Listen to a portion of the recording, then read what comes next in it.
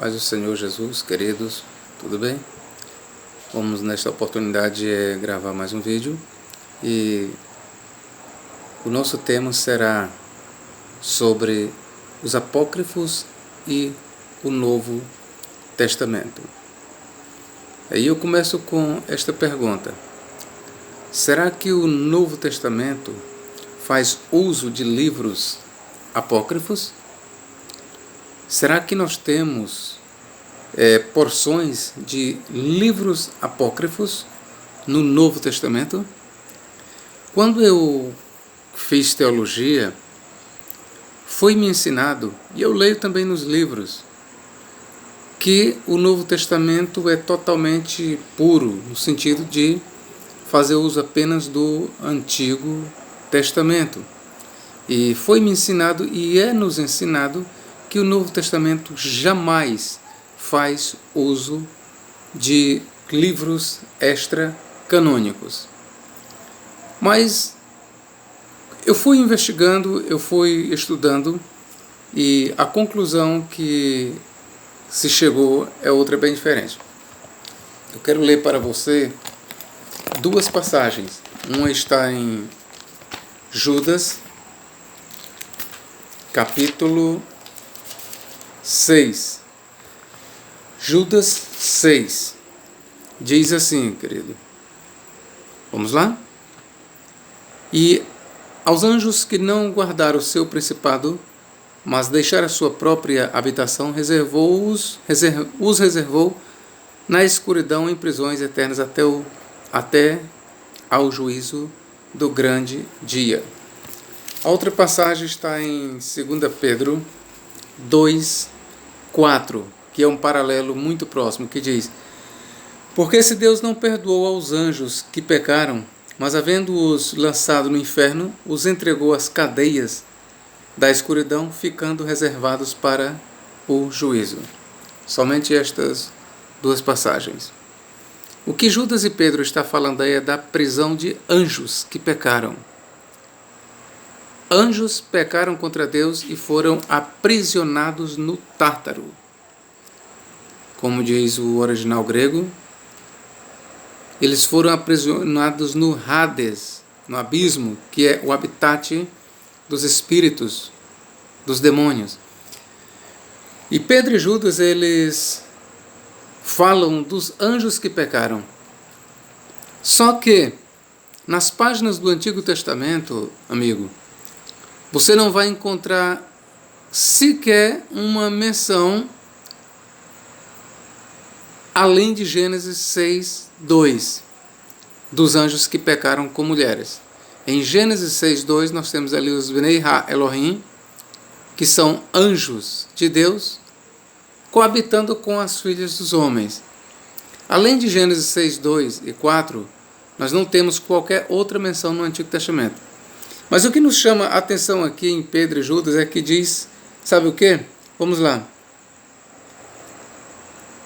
E, porque se Deus não perdoou aos anjos que pecaram, mas havendo-os lançado no inferno, os entregou às cadeias de escuridão, ficando reservados para o juízo. O que nos chama a atenção não é simplesmente o fato de os anjos terem pecado, mas o fato de eles terem sido sentenciados no inferno. Estão acorrentados em cadeias, aguardando o juízo final. E aí eu pergunto para você, de onde Pedro e Judas tiraram esta cena de anjos acorrentados no inferno, aguardando o dia do juízo? De onde? Do Antigo Testamento? Não. Já li o Antigo Testamento várias vezes mesmo. Não tem uma só menção de anjos acorrentados no Hades, ou no inferno, ou no Tártaro, ou no Sheol, como você quiser escolher o termo aí. Não há qualquer menção de anjos que, após pecaram, foram lançados no Tártaro. E aí você pergunta, professor, então, isso foi uma revelação que Judas e Pedro tiveram. Será? Isso é o que alguns teólogos ensinam. Mas eu quero dizer que isso é um ensino desonesto. Alguns dizem que foi uma revelação. Será? Eu pergunto para você, será que Judas e Pedro receberam a revelação? Será que Deus chegou para Pedro e para Judas e disse: olha, Pedro ou Judas, sabe aqueles anjos de Gênesis 6:2 que pecaram com mulheres? Sim, Senhor. Aqueles anjos ali, eu vou te revelar o que foi que aconteceu com eles. O Antigo Testamento não revela não, mas eu vou te revelar. Eles foram sentenciados no inferno e estão lá acorrentados até o dia do grande juízo. Estão lá acorrentados. É isso, Pedro, é isso, Judas, que aconteceu com ele. Você acha que foi isso? Não foi isso, não foi isso. Professor, então agora eu quero saber de onde foi que Judas e Pedro tiraram isso. Eu tenho aqui uma obra que considera-se apócrifa, o livro de Enoque. E no livro de Enoque, eu vou ler aqui para você, no livro de Enoque, ouça bem, livro de Enoque, capítulo 29, eu vou fazer questão de ler para você. 29 e versículo 1 diz o seguinte: então disse Uriel: aqui é o lugar onde ficarão os anjos que se misturaram com mulheres, como também os seus espíritos, que assumem formas variadas e que corrompem os homens. Também seduzem a estes, fazendo-os prestar culto aos demônios como se fossem deuses. Aqui eles ficarão até o grande dia do juízo. Meu querido, que coisa surpreendente. Olha a linguagem de Enoque como é muito parecida com a de Judas e Pedro. Aqui eles ficarão aqui aonde? No Sheol, no Hades, no Tártaro, no habitat, na prisão dos demônios. É isso que Enoque está falando e aqui ele diz, Enoque continua. Aqui eles ficarão até o grande dia do juízo, quando serão sentenciados à aniquilação completa. Você está surpreso? Pois não fique surpreso. Foi do livro de Enoque que Judas tirou a imagem de anjos sendo sentenciados ao Tártaro, sendo acorrentados para ficarem lá guardados até o dia do juízo final. É do livro de Enoque, querido, desse livro que dizem para você que é apócrifo, do livro de Enoque que não entrou no cano judaico, que não foi aceito pela maioria dos cristãos. Sim, do livro de Enoque é que Pedro e Judas fez uso. Eu quero ler para ti ainda no mesmo livro de Enoque, ainda. Vamos lá? Vou continuar a leitura. Livro de Enoque, capítulo 54. Eu vou ler aqui para ti. E ele disse-me, 54:3. E ele disse-me, para as legiões de Azazel, eu vou ler do versículo 2.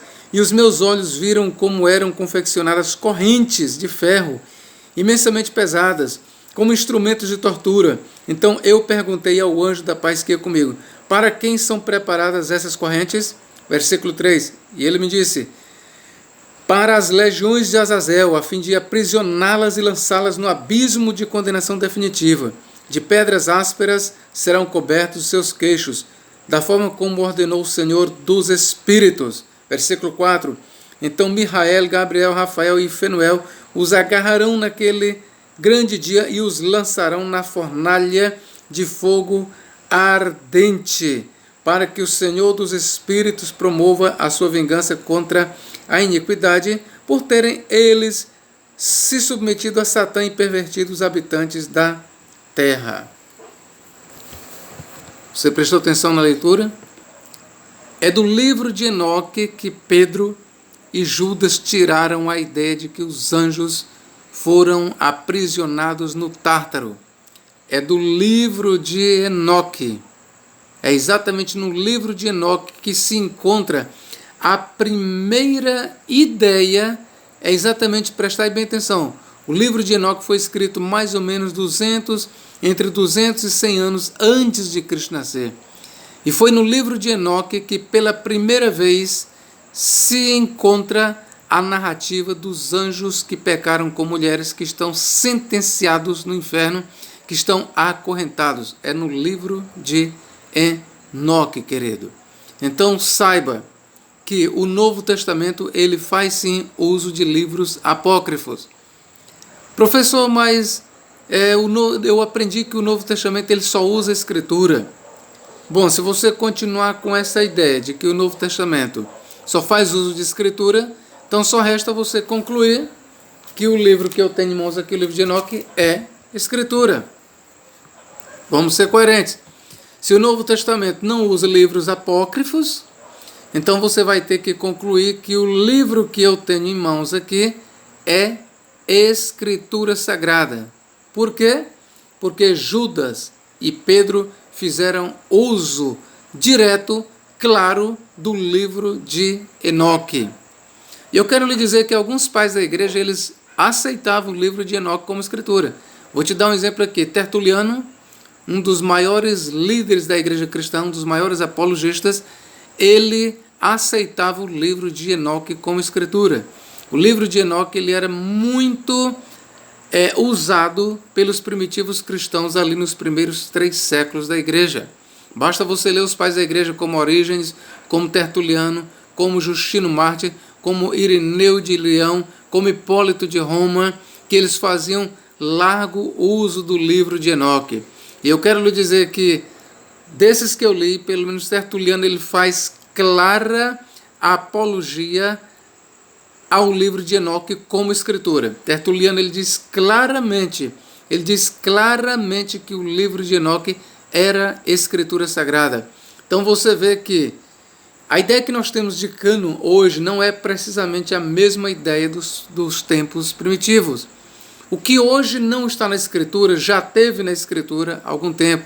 E muita coisa que teve na escritura naquela época foi tirada depois. O livro de Enoque é um deles. Eu quero lhe dizer que, pelo menos da parte de alguns dos pais da igreja, o livro de Enoque era escritura.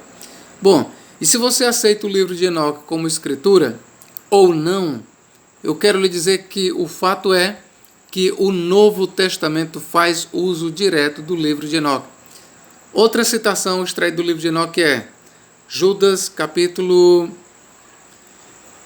1 e versículo 14 diz: Eis que vem o Senhor com seus milhares de santos e anjos para exercer julgamento contra os ímpios, conforme profetizou o livro de Enoque, o 7º depois de Adão. Você pode ver lá em Judas 14 e 15, versículos 14 e 15, que Judas ele fala da vinda do Senhor com anjos poderosos para exercer julgamento contra os ímpios, e Judas ele é muito claro em dizer que quem profetizou sobre a vinda de Jesus Cristo, quem profetizou sobre a vinda do Senhor com anjos foi Enoque, e ele ali está citando o livro de Enoque, querido. Como professor, mas não me ensinaram isso, não me ensinaram, pois eu estou te ensinando. Eu estou aqui te dizendo a verdade.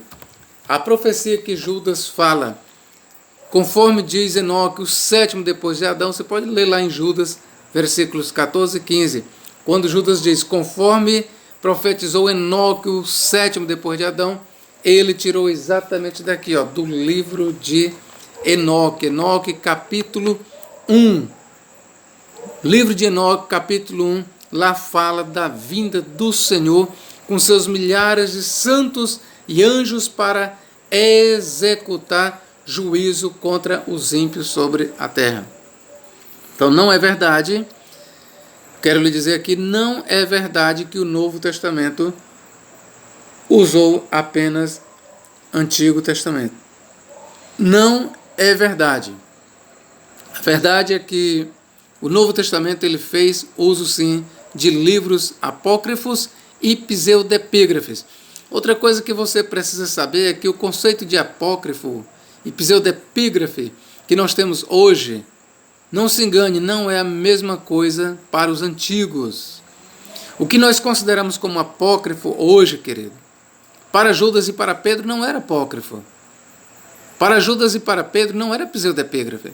É pseudepígrafe para mim, para você que estamos vivendo há quase 2000 anos depois. Mas eu quero que você entenda isso. Quando nós estudamos, quando nós investigamos a verdade, nós vemos que o que nós consideramos hoje como apócrifo e pseudepígrafe não tinha essa conotação ali na igreja primitiva.